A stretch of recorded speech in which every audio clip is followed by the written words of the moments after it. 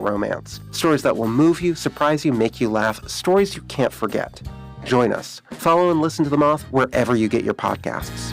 Hi, Toby Tobin, along with Jason Goodenkoff from Lewisburg Ford, Lewisburg, Kansas. Hi, Jason. Hello, Toby. So what is going on at Lewisburg Ford? Hey, we've got an amazing promotion right now, Toby. We've got employee pricing for everyone. That means you don't have to negotiate price, and you can buy a brand new Ford just like a Ford employee can. It's a big benefit to them. Now it's a big benefit to everybody. But now the dealer's all the same as you? Every dealer's going to be the same price, so the only thing that makes a difference is the dealer who you're working with. And Lewisburg Ford is the best, okay? I'm touting how good we are. Okay. 23 President's Award, the number one F-150 dealer in the Kansas City area 9 years in a row, and the biggest F-150 dealer for 5 years in the state of Kansas. I know you are the best place to buy a Ford. We're going to take better care of you than anybody. Period. Yes. Absolutely. How long is this going on? Well, we can come to you, and we're going to do this through the 7th of July. So if you want us to come to you, we can come to you, or we'd love to see you in Lewisburg. What's your toll-free number? 816-444-2300. Or LewisburgFord.com. Today, expect a high of 90 with a chance of showers and thunderstorms. Weather brought to you by Duke's Mayo.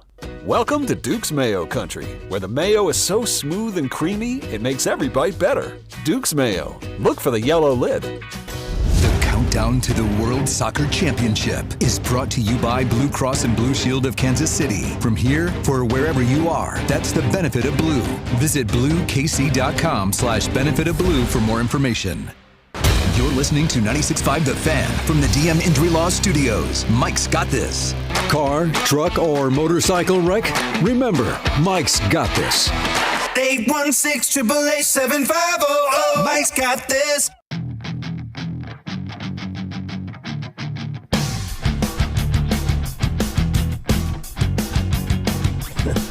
Somebody said, so did this accident impact the weekly adult episode of the Fescoe household? It did, yeah. You better believe it did. I just want to win. My wife is worse than my daughter is about this. I'll be honest with you. So that's who I'm more concerned about than anything is her. She's all anxiety-ridden this morning. I'm like, you got to calm down. There's nothing we can do about it right now. It happened. It sucks. It's not your fault. It's, it's an accident. And everybody that I've talked to has been in one at 15 or 16. The two wrecks that I was in the car of were both at Blue Springs High School parking lot. Yeah. An absolute cesspool of drivers. Oh, yeah. One I was T-boned by somebody coming through the lot, just literally hit. And the other one I was hit from behind. That was the first wreck I ever got into. I had a 97 Ford Mustang. I love that car. Had it for like 3 months. And, that sucks. Got hit by a guy at a Range Rover. He's like, sorry, man, I dropped my cigarella. Looked up. My bad. And I guess he had a warrant out for his arrest. And was he a student? No. He was just driving on, I don't know, I forget what that road is. Oh, you weren't in the parking lot. I was getting out of the parking lot, right out of the, turning right out onto, I forget what that road's called. It's been so long. But he wasn't this creeper wasn't hanging out in the student. No. He was just driving probably on the road, and then all of a sudden all the cars stopped, and all of a sudden I just felt the bang. Yeah. And my seat went up and to the left. Ooh. Back and to the left. That's like the magic bullet. JFK. Magic loogie, too. But also, I mean, it's like now it's like, all right, it becomes a burden for everybody, right? She's like, I got to get here, I got to get there. And so, we're going to try to find the best car we possibly can and see what we can do in this situation. But I don't want to hear about that it has to have an aux cord this time. Yeah. Yep. Right? I mean, you get what you get at this point, right? No, yeah, your wants are now going to be put to the side a little bit. Right. Yeah, it reminds me of the scene from The Mask. You've seen that one with Jim Carrey? Mm-hmm, Yeah, young Cameron Diaz. Holy smokes. And he goes to get a car because his is out. And he goes, we got the loaner. I'm sorry, the loaner? And he shows up and does all the weird stuff. Or she's going to have the car like John Candy and Uncle Buck. That's exactly right, yeah. Hey, Bug, I got a hatchet. Yeah. She sent me a text this morning. She has a friend named Avi, A-V-I, right? And so she sent me a text this morning. You'll wait till you hear this, though, because I'm like, wait a second here. You're 15 years old, and this is the text I'm getting you the day after you wrecked your car. Remember, her name is Avi, A-V-I. Okay, let me read you the text. I said, do you need to do anything today? She says, I was going to see if I could go to Avis. I said, for what? She goes, to swim and hang out. I'm like, Avis, that's a rental car place. I thought she was asking me to go rent her a car. And it's Avi, she forgot to put the apostrophe. So you rent your car, and then the next morning you're asking me if you could go to Avis. I'm like, you're 15. You can't rent a car till you're 25 years old. And you want me to take you to Avis? To rent? So Avi's house, not Ava's. I was like, damn, she's smarter than I ever thought. She's ready to go to the rental car counter and get herself a car to drive around for the next couple of weeks. So maybe we'll get one before that. Who knows? Maybe the car isn't totaled, but I think it is. It's pretty much done. Man, this is brutal. Someone says, LOL, Dusty, my wife got into an accident in Blue Springs Hy-Vee parking lot. An old man backed into her as she was putting the groceries in the Must car. have been during Boomer Hour because a total sidebar now. We're totally off track, but that's okay because everybody's going to identify. So is the internet. Yeah, exactly. I was driving around yesterday, and I was thinking to myself to put this up on X, maybe as a poll question.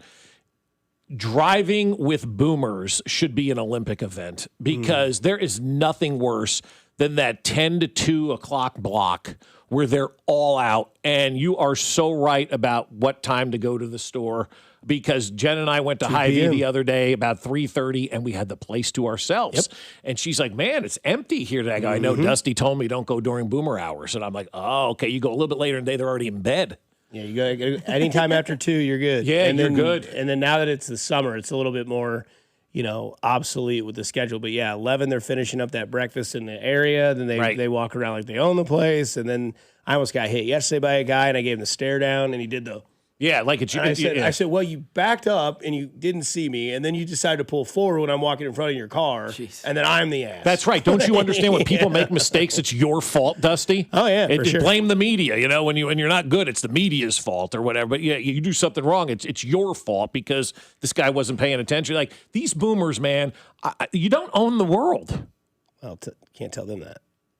But driving with what is worse, driving amongst boomers or driving amongst a fleet of silver minivans? Or being in Costco with boomers in the oversized carts. Oh, I didn't see you there. I know. That. Yeah. Speaking of a non-boomer, this guy controlled the game last night. And a swing and a ball well hit, deep right field. Nimmo back, it's long gone. Goodbye shutout, goodbye no-hitter. Jack Caglione stays red hot. The Royals are on the board, they're down 2-1. And that was cool, but then he did it again. First pitch to Cags, and he drills it high in the air, deep right center field, headed for the fountains. It's a splashdown. Jack Caglione's second home run of the game. An ambush swing for a 2-run shot. The Royals have a 5-2 lead in the 6th. Hello, America. And that would be enough as the Royals would hold on to the win. There's a couple of things that impressed me last night. Kolek really pitched well in adversity. He's been a very, very pleasant surprise. The elephant in the room, Jack Caglione, has arrived to the level that I think people have wanted to see. He's hitting home runs off righties, off lefties. He's giving you no reason to not miss. He's also gotten comfortable playing in right field. He's been better at that. It's shown that from game by game. And then another thing that I think is very interesting is Alex Lang, man. Lee Summit Lang, baby. Lee Summit West Titan, now kind of filling into that closer role. It kind of felt to me a little bit of times when Wade Davis would give you that moment where every once in a while he'd walk like the bases loaded and like, what the hell? And then it was strikeout, strikeout, strikeout. And last night, Lang started a little rough. And then all of a sudden, Carter Jensen goes out to the mound.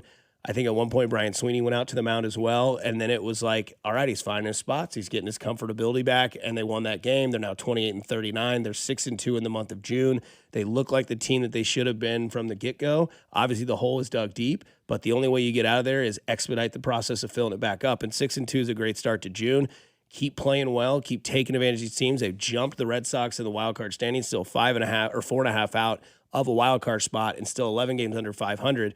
But winning like this can expedite that process to get back where you need to be. Yeah, and it's really a shame that they do this every year where they put themselves in such a hole and then they have to dig out of it and then they play with no pressure and it looks like, man, why weren't you playing this way all year? There's something that's not right about this organization when they leave spring training because they come up here and absolutely just go duh and do nothing for the first 2 months of the season. Then they start playing good baseball and everybody starts saying, you realize, man, why didn't you do this at the start of the season where we could all be embracing this and having a lot of fun with it? But the benefit of the doubt in this season now is that you get the opportunity to truly see Jack Caglione on a daily basis, and that's a lot of fun, right? And I know the expectations were there for all of us at the beginning of the year. They're not meeting those expectations. We move on. And so since we know they're not a playoff team, they're probably not going to be an above 500 team, we have to take these things that are little victories and embrace them. And there's nothing wrong with that. Like, you can have negative things. I say it all the time, but let's find something positive. Like the car wreck yesterday. I told my daughter, this is a negative thing,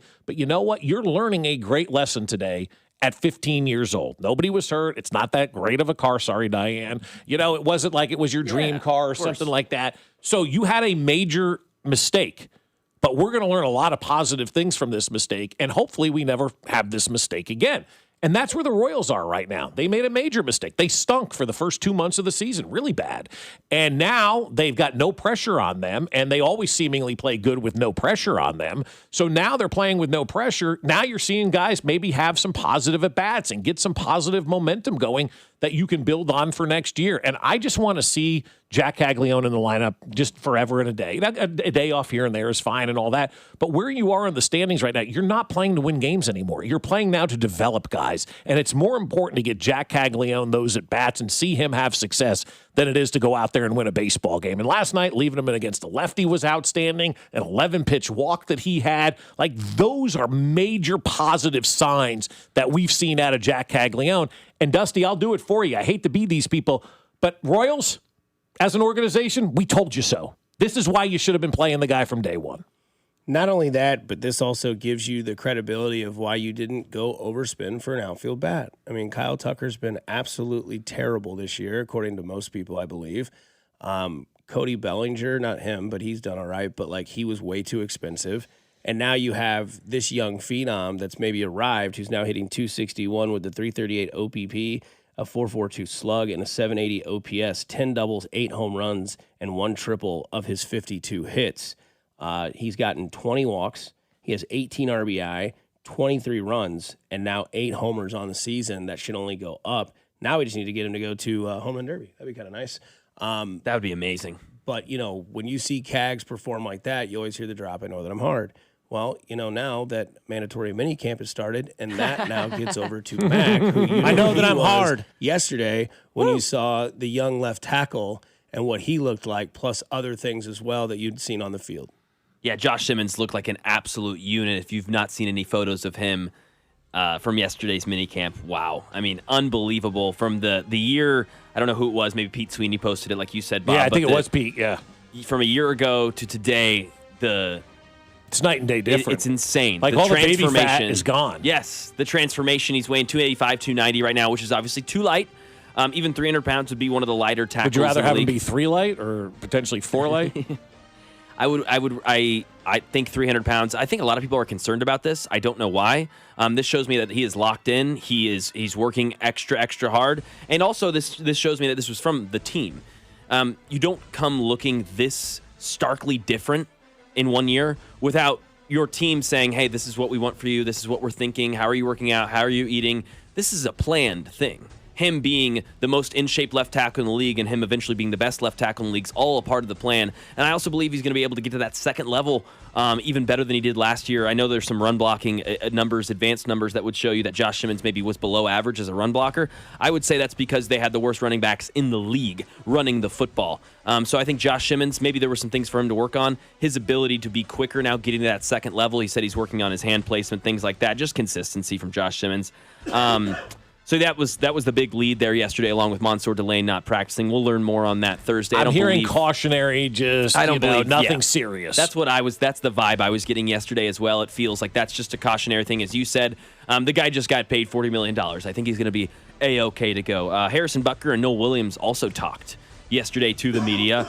Harrison Butker, I felt we've had questions about him, right, around his performance these last couple of seasons, the injuries, how he's going to recover from this. And it looks to me like he's figured it out a little bit. Like, this is a mental sport. He called it it's a mental skill.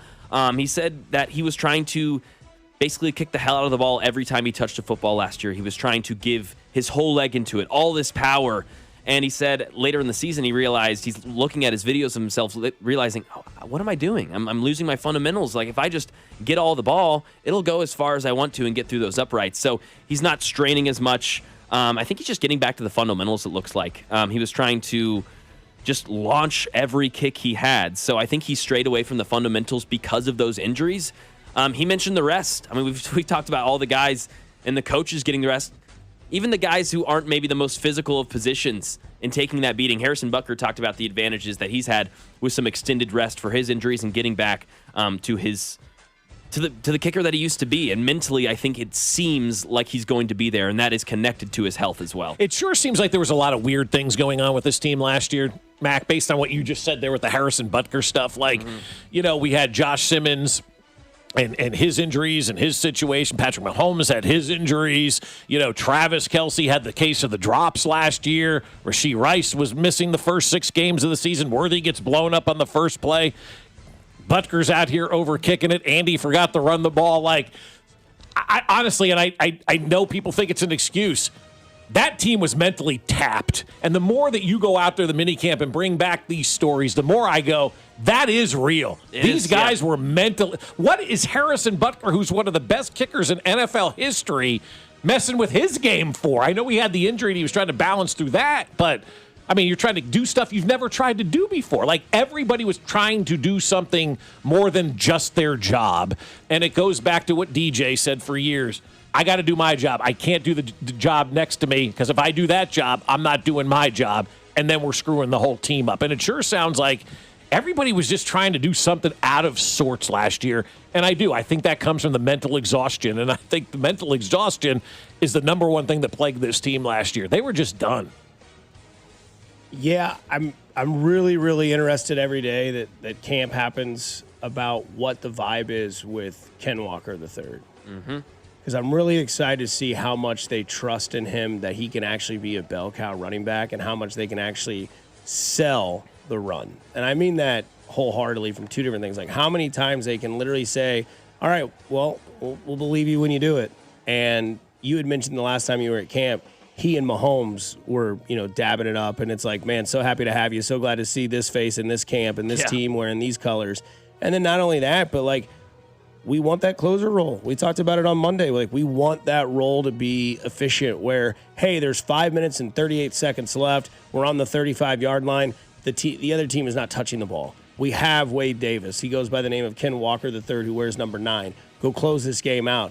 I'm fine punting the ball to Bo Nix with 18 seconds left, or getting a field goal while time runs out. It may not be the sexiest thing to watch, but you know what? Wins are really sexy, because it's not 6-11. I think a great running game is sexy, man. I'll take it all day. And I think it is too, yeah. And I'll take a play-action bomb with a wide-open Xavier Worthy because everyone's blitzing off the run. That's what I'll take. Is there anything better as a fan to watch your team run the ball and the opponent just can't stop it? It's the best.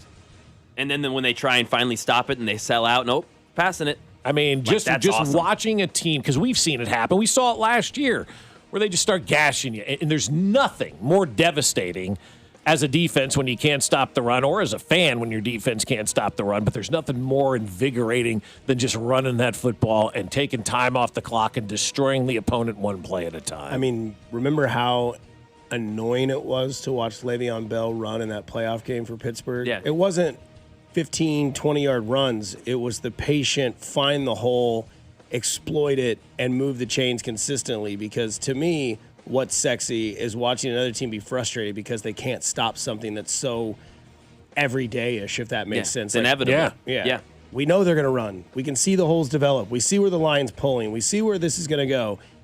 4.5 yards, Ken Walker. Next play, 3 yards, Ken Walker. 3rd and 2. Boy, does that make Andy Reid and Patrick Mahomes' job a lot easier. I'd love to talk a little bit more about Josh Simmons, because you said people were complaining about his weight or whatever. And look, guys, stop living like it's 1995 when it comes to athletes. It's not anymore. And you have to be lean, you have to be mean, you have to be chiseled to play in the NFL. There's no more fat players in this league, right? Maybe a defensive lineman here or there is still got a lot of girth. But when you're a left tackle and you're playing up against some of the best athletes we've ever seen in this league, and I'm talking Will Anderson, we're talking Verse, we're talking Myles Garrett, you got to match their body. You got to match their speed. You got to match their ability. And if you're a fat ass at left tackle, they're just going to run right around you. Mm-hmm. So what Josh Simmons is doing and how he transformed his body, that tells me this guy is one step ahead of everybody else, because when I saw his body, I went, oh, he did that because of the competition that he's going against on these defensive end positions. But I didn't think of changing my body as an offensive lineman before I saw him. So I was like, I learned something today. Offensive linemen now are trying to match physique with those defensive linemen, because common sense will tell you they're very fast. They're running 4.4, 4.5 40s. If you're a fat ass on that offensive line, they're going to run right around you. Yeah, what he's done is he's shed a lot of that weight and fat and gained it right back in muscle. He's starting from a clean, stronger slate. He's now going to gain 10, 15, I would assume not, but maybe even 20 pounds. But he'll be in the last 10th percentile of weighted, as far as weight is concerned for left tackles. Mm-hmm. He will be a lighter left tackle. But yeah, I don't see the problem in that at all. Watch this become a trend, Mac. And it is becoming a trend. It's already happening. Watch it's already happening. We're not going to have fat tackles anymore. It's already happening. Like, we're already there, Bob. The only difference is it's just a number. People are like, oh, it's not 315, it's 300. Yeah, and then it's going to keep getting lighter. Yeah. And then there will be the pendulum will swing back, and then we'll have 340 pounds. It's sports. It's cyclical. But no, it is purely just the number. People are going, what, it has a 2 in front of it? He's a left tackle? They should be playing tight end. The game is changing before our eyes. Micah Parsons, Will Anderson, to your point, those guys are 225, 235 pounds. They're screaming off the edge. Yes. They're screaming off the edge. A buddy of mine sent me a picture of him and Lawrence Taylor yesterday. And I was looking at that at 65 years old, or however Lawrence Taylor is at this day and age, and his body's still looking great. And I'm like, that guy came screaming off the edge in rec games like I've never seen. Yeah. And we're in an era now where defensive linemen are doing that. Lawrence was by himself back in that day. But you kind of look around now. Every team has at least one defensive end that you can look at and say, that guy screamed, like R. Mason Thomas may be our guy. Fast. Why are we so excited about R. Mason Thomas? Speed. So that translates to the offensive side. Josh Simmons is setting a major trend now in the NFL. I didn't look at the number. I just looked at his body, and I went, oh, I know what we're doing here. He's trying to match his physique for the guys he's going against. Brilliant move. Ohio State, baby. Yeah, he's going to be an absolute beast. Cyrus Allen and Tyquan Thornton were the other 2 wide receivers up there with Xavier Worthy when they were at 7-on-7. And where was Cyrus Allen drafted? 5th round this year. Yeah, this year. And so he was that 3rd wide receiver, kind of alternating with Jalen Royal. So it looks like they'll both be bumped down once Rashee Rice comes back to that 4-5 marker, each of them. But still, looks like they're going to be in that rotation. They'll have to be. He had a beautiful deep ball to Cyrus Allen, already building that connection. Had a couple to Xavier Worthy as well. Andrew Armstrong, the last name I'll mention here, is that undrafted free agent wide receiver. It's not Jeff Campbell. Andrew Armstrong had an incredible touchdown catch yesterday in practice. That may be the undrafted free agent wide receiver that we're talking about here in a month or so when I'm at training camp with my notebook full. Yeah, that guy, I was reading some stuff about him yesterday, too. So, look, the good thing about it is if you're an undrafted wide receiver and you're in Kansas City, you got a great shot to make the roster. Hell yeah. This is his 2nd season. He was on a couple practice squads last year. He's 6'4". Had 1,100 yards his last year in 2024 at Arkansas. Wow. Arkansas. SEC, baby. Yeah, Arkansas, SEC, and a bad football team. Yeah, still. That is Mac's mini camp notebook there. We get back on the other side. We talk game 4 and plus where Baker Mayfield might end up next. The rumors are starting to turn here on How do you know without the internet? The Fan, your home for Kansas City sports. This is Fescoe and Dusty. Brett Veach has the most underrated chest I've ever seen. On your home for Chiefs football, 96.5 The Fan. Fescoe and Dusty is brought to you by Golden Oak Lending. Do you need extra cash? Golden Oak Lending can convert your home's equity into cash in as little as 14 days. Let Golden Oak Lending cure your blues. As world soccer hits the big stage, take the field with Fanatics Sportsbook. It's built for fans who want more from their bet. This summer, Fanatics Sportsbook is making every moment count with 10 100% profit boosts over the first 10 tournament days. That's 1 profit boost per game day. So every time the world's best hits the pitch, you've got a chance to double your winnings. And every goal, every save, every result means more. Plus, new customers get up to $1,000 in fan cash. That's $100 bet matched every day for your first 10 days. The world is ready. Are you? Fanatics Sportsbook. Winning hits different here. Must be 21 plus. Gambling problem? Call 1-800-GAMBLER or 1-800-MY-RESET. CT, call 888-789-7777. MA, call 800-327-5050. NY, call 877-8-HOPE-NY. MD, visit mdgamblinghelp.org. Not available in all states. Terms apply. See Fanatic Sportsbook app. So, you're ready to propose, huh? Yeah, man. She's definitely the one. What are we thinking about the ring? I got my wife's at Hellsberg. I couldn't recommend a better jeweler. I could use some help with that. Man, go to Hellsberg. I had no idea how many details you need to consider. Did you know you can get a natural or lab-grown diamond? I didn't. Figure out what she wants. Trust me, they'll make it happen. Start your story with Hellsberg. Shop in store or at hellsberg.com. Another app for inventory, one for CRM. Oh, don't forget accounting. Wait, which login was that? Or you could use Odoo, one fully integrated system that does it all without the hassle. Ditch the app overload. Get everything your business needs on one platform. Try Odoo free today at odoo.com. That's ODOO.com. This is the story of the one who keeps multiple buildings running smoothly day after day. Plumbing that flows, HVAC that hums, cleaning supplies that keep surfaces sparkling. That's why she counts on Granger. With easy reordering online and 24/7 support, Granger helps her keep the products she needs on hand. So shelves stay stocked and buildings stay ready. Call 1-800-GRANGER, click Granger.com, or just stop by. Granger, for the ones who get it done. Finding great candidates to hire can be like, well, trying to find a needle in a haystack, but not with ZipRecruiter. Its powerful technology actively finds and invites qualified candidates to apply to your job. So while other companies might deliver a lot of hay, ZipRecruiter finds you the needle in the haystack. See why 4 out of 5 employers who post a job on ZipRecruiter get a quality candidate within the first day. Try ZipRecruiter for free at ZipRecruiter.com/team. That's ZipRecruiter.com/team. ZipRecruiter. Power your drive with Mobil 1 motor oil. Buy 5 quarts, get $15 back, and score a fast and furious prize after rebate at O'Reilly Auto Parts. O'Reilly Auto Parts. This is the story of the one who keeps multiple buildings running smoothly day after day. Plumbing that flows, HVAC that hums, cleaning supplies that keep surfaces sparkling. That's why she counts on Granger. With easy reordering online and 24/7 support, Granger helps her keep the products she needs on hand. So shelves stay stocked and buildings stay ready.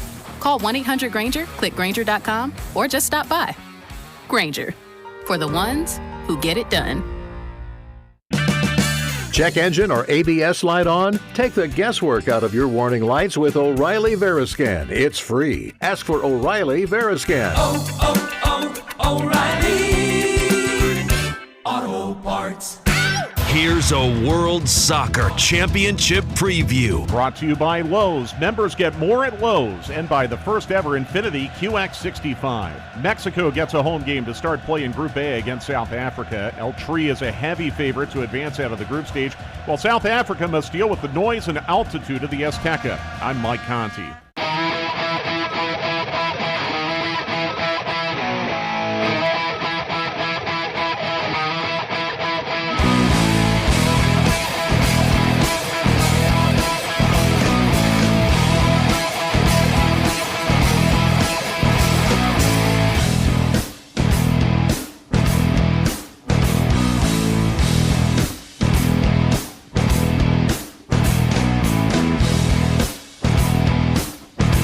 What if I told you that Aaron Rodgers' answer is Baker Mayfield? That's interesting. I like that a lot. Rumors! The Steelers would be a perfect fit for Bucs quarterback Baker Mayfield if he departs in free agency next offseason, according to Pro Football Talk. Quote, I would make a beeline for Bellini? Baker, yeah, Peach Bellini. For Baker Mayfield, Florio said of the Steelers potentially pursuing him, Pittsburgh will be a team to watch. The Baker Mayfield sweepstakes in 2027. Has to be. Obviously, That's a great call. I mean, and look, I don't know. I don't know where Tampa's going. I mean, Ibuka's still there. Godwin's getting older. I don't know if he's injury prone still. Oh yeah, Godwin's done. He's washed. I just think he's I think that's done. And he was in that same draft with Mahomes. So one of the worst contracts in the NFL. Also. It was not a good one. I did not understand Bad contract. But I mean, Amika Ekbukbu, as Rob Gronkowski once called him, is a rising star. Got off to a hot start last year. Then injuries kind of plagued the rest of his season. Mike Evans now in San Francisco, which is still amazing to think about. They're going to have him and Kittle and Brock Purdy and Christian McCaffrey and just be like, all right, man, just look my way, So Baker Mayfield Brock Purdy should have given up his number. Still pissed about that. And Baker's got some anger to go against the Browns. Oh, yeah, that too. That's really good. I like that. I love Baker to Pittsburgh. That's a great fit, I think. I think it is a great fit. If I was a Steelers fan, I'd be like, okay, our ceiling is still 10 wins. Yeah, I'm like, okay, great. But you have an answer. But you have an answer quarterback I? now. Yeah, I think you do. We all love Baker. You know that. We celebrate Baker. We get excited about Baker. He's a good quarterback. Yeah. Is he a great quarterback? No, but how many of those are? And so if we're comparing it, is he Patrick Mahomes, Josh Allen? Yeah, no. Okay, no. But there's not a lot of guys that are. And so it's better than Duck Hodges. It's better than let's set our standards higher. Let's stop mentioning that name ever again. And he's 31. Baker. One thing I will not say, bad as a I don't mind that as a quarterback. One thing I will say is, Mac, what if they went and got Baker, but they also used their first round pick on a quarterback? Yeah, then I love it. Yeah, then I love it. Exactly. Then it's That's like, okay, now we've got 3 years with Baker. We're going to be competitive playoffs. I'm out on that because I don't know that Baker would accept that. You know what I'm saying? Like, I think you would. I think Baker wants to go to where Baker wants to be. He doesn't want somebody over his shoulder. I think if you drafted Baker or you signed Baker and then drafted a guy with a first round pick, if I'm Baker Mayfield, I'm not loving that. I'm going to be honest with you. I'm not loving that if I'm Baker Mayfield. He plays better in those situations. Yeah, when he has a challenge. When he has a challenge or someone breathing down his neck, when he's doubted. Him? Who has challenged his whole career's been challenged. No, but I mean, like in the NFL, has there been a player that's always pushed Baker Mayfield? Like when he was at Cleveland, he was the number 1 overall pick. Now you had that window where he went to LA for a hot minute and Carolina, and that all got kind of jumbled, and he never should have been in that situation. And then since he's got to Tampa, he hasn't been challenged, if you will, by anybody at the end. And Sam Darnold are really the only challengers in Carolina. Carolina at that time, did Sam Darnold appear? Oh, I know to you, and rightfully so, you nailed that one. But for the majority of us, like Sam Darnold wasn't a challenger at that time to Baker Mayfield. But I don't think he's ever been like, all right, here's the quarterback battle, Baker versus this guy. He's always been kind of cast off, and you're right, he has been kind of beaten up his whole life with all that. So, but if I'm him, I'm like, I'm reaching the twilight of my career. I don't want to do that. That's how I would feel if I was Baker. I don't want your life. R.I.P. I think of other teams now. That'll take Baker? Yeah, just other quarterback needy teams in the year 27. Could be Cincinnati. We don't know. Joe Burrow made this, but they just restructured him, so he's probably there for a while. And that team's going to be good. The Rams? Could be the Rams. Could be the Rams. If Ty Simpson doesn't show you enough progress as a backup behind Matthew Stafford, if he does win the Super Bowl and then he does move on and but ride they just it out. Extended I'm aware of that, yeah. But I mean, I don't know. It's way too early to tell where it could happen. But what about Cleveland? Oh, God, no. You don't go back to Cleveland. No, I'm saying, but would Cleveland be an option next year? Yes, probably. Well, Matt you just said looking over your shoulder. If it doesn't make sense in Pittsburgh, it wouldn't make sense in Cleveland because they're gonna move forward with Shedeur. You think so? I know I would so. move on from Shedeur, but I mean, we'll see after the season. He'll play this year, and if he plays okay, then they'll continue. But they're supposed to start Watson, aren't they? Yeah, they will. That's Watson, the rumors. yes! But he's not playing the whole season. But here's the thing: if you're Cleveland right now, Watson's gone after this year. Treat it like the Royals. Don't worry about winning games. Focus on building your future. Yeah, my inclination over there, my little tidbit on that would be, my hypothesis would be that Haslam is saying, "Hey man, I paid this guy this much guaranteed money. We got to give it one more go, and give it a month. That's fair, please. If there's anything, we've got to see." But again, I would turn to him and go, "I wasn't here when you did that. That's your problem. I got to win games, otherwise I'm going to get fired." Yeah. If you're Todd Monken, the head coach there in Cleveland right now, for sure, he's probably had a haircut. But I mean, yeah. But I also think too, though, if you're Todd Monken, do you really want to put your future tied to Shedeur Sanders? No, but I wouldn't have wanted to put my future tied to the Cleveland Browns. He's already there. Fair point. Make your bed, you sleep in it. Tonight, fellas. Big NBA Finals game 4 in New York, back in the Garden. No president in attendance, so I assume everything will be back to normal when it comes to getting into the game. Hope so. Knicks better win, man. That's all I have to say. Yeah, it's a big one for the Knicks. I don't know if I want to step on the ledge and say if they lose tonight, the series is over because they won the first 2 games on the road, and San Antonio would then win 2 games on the road, be the first time ever in Finals history. Look, it's going to come down to Game 5, I think. It really is. And I know that's cliche, and I know that always happens, but I think tonight's electric. I think tonight's all about Wemby. Stephon Castle, can he continue to do what he's doing? And then your guy, Karl-Anthony Towns, can he continue to be Karl-Anthony Towns? He needs to be big. Yeah, he needs to be big, guys. I think he's the key for this game tonight. If he goes out there and has himself a night like he's been having in the playoffs, the Knicks will win this game. He's got 4 assists as the magic number for him, 13-1 when he has 4 or more assists in the postseason this year. That's a crazy number for a big man like that, right? But it's how he does his deal, man. He distributes the basketball as well as anybody. So you got to get him involved. You got to get him scoring. You got to get him assisting, make him a focal point. If he's a focal point tonight, I think the Knicks win this game because when Karl-Anthony Towns has played good, they didn't have an answer for him, you know? And it wasn't like Wemby went out there and dominated the other night. He had a nice game, but he didn't go out there and dominate and take over, you know, a ball game. And so I think it's up to Karl-Anthony Towns. If he goes out there and plays well tonight, I think the Knicks win this thing. And I hate to use the term a must win, but you don't want to go back to San Antonio tied at 2 after you took a 2-0 lead in San Antonio and then come home to the Garden and lose 2. That's a deflating feeling, man. As excited people were on Monday is how deflated they would be going into Game 5. Even more. Yeah. What's got your eyeballs, Mac? Man, I'm just pumped to watch this young Spurs team keep kind of defying the odds. I felt like, you know, we talked about how that atmosphere maybe messed up what the Knicks were doing in the game. I was just impressed that the Spurs were able to go through that atmosphere as well. They were playing in that same arena, and I felt like that young team, they've never been there before. And it's just amazing to watch a 22-year-old leader be able to get these guys in the right position and a young, 38-year-old coach or whatever he is, and Mitch Johnson, be able to get these guys in the position to win. That was a game where no one believed they were going to win, and I think they're using that. They have a bunch of bulletin board material. I'm looking for them to be extra motivated. No one thinks they're going to win this series. They should love that. But because there was every no pressure game, on the Spurs going into Game 3, really. I mean, the pressure, yes. You said the exact opposite. But I look back now and I go, I misread that one. All the pressure was on the Knicks. It really was. With the home game and everything that was surrounding it and the fans and the excitement level. And I misread that one. Yeah. I should have said, you know what? The pressure's all on the Knicks in this one tonight because, you're up 2-0, but now you're coming home. And the Spurs didn't play like you saw it right from the beginning. The Knicks played like New York felt that day, a jumbled mess. Yeah, but they were still able. Yes, and still had a big lead, and still were able to fight back, and the Spurs still were able to be composed in New York with the second quarter and third quarter surges that the Knicks had, and be able to fight that off. All 3 games have been extremely close and impressive. If I'm the Knicks, I'm with you, Dusty. You have to win tonight because if you look at Game 3, if you look at all these games, but Game 3 specifically, Stephon Castle or Dylan Harper and De'Aaron Fox were 2 of 18 or something from 3-point, and all those 3-pointers were open. They had open shots. Yeah, there was no defense by the Knicks that night. And vice versa. It was the first time where it felt like the Spurs were ahead of the rotation on defense. It felt like the Knicks weren't whipping it around, and you felt like the Spurs guys' heads weren't whipping and going, wait, where is the ball? They were caught up. They're ready. This is going to be a great game tonight. Look, all 3 have been great games, and we use the term great a lot, but they have been great games over the last 3 nights of the NBA, and I expect tonight to be good, and I do expect the Knicks to win tonight. I think this is the one where they say, all right, we got to put all this away, and if they don't, then we got ourselves a completely different conversation going on tomorrow. We talked about how Cags looks like he's comfortable in a ride. I think these players have now put the finals atmosphere away, and now they're back to playing ball on the court.